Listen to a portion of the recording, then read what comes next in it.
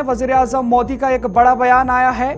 वजीर आजम मोदी ने कहा, आईन को पूरे मुल्क में 70 साल तक लागू नहीं किया गया था। दफा 370 हटने के बाद जम्मू कश्मीर में आईन लागू हुआ है। जम्मू कश्मीर के सीएम ने पहली बार मुल्क के आईन पर हलफ लिया है।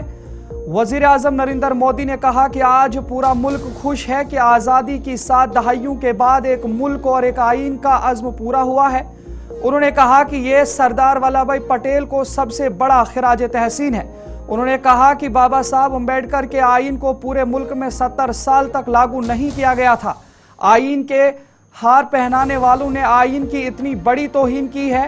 वजह जम्मू कश्मीर में दफा 370 की दीवार थी, जिससे बीजेपी सरकार ने खत्म किया है और समाज के हर तबके के लोगों के हुकूक बहाल हुए हैं। पहली बार पुरअमन तौर जम्मू कश्मीर में इंतखाबात हुए।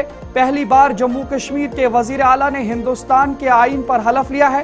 वजीर आजम मोदी ने गुजरात में सरदार वल्लभ भाई पटेल के यौम पैदाइश की तकरीब से उन बातों का इजहार किया है। उन्होंने इस मौका पर लोगों को इत्तेहाद का हलफ भी दिलाया है।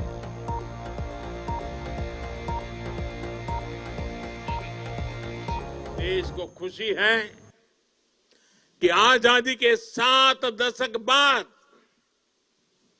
देश में एक देश एक संविधान का संकल्प भी पूरा हुआ है। सरदार साहब की आत्मा को मेरी यह सबसे बड़ी श्रद्धांजलि है। देशवासियों को पता नहीं है, 70 साल तक बाबा साहब आम्बेडकर का संविधान पूरे देश में लागू नहीं हुआ था। संविधान की माला जपने वालों ने संविधान का ऐसा घोर अपमान किया था। कारण क्या था? जम्मू कश्मीर में आर्टिकल 370 की दीवार, आर्टिकल 370 जो देश में दीवार बन के खड़ी थी, संविधान को यहां रोक देती थी, वहां के लोगों के अधिकारों से उनको वंचित रखती थी। वो धारा 370 को हमेशा हमेशा के लिए जमीन में गाड़ दिया गया है। पहली बार वहां इस विधानसभा चुनाव में बिना भेदभाव को वोट डाले गए।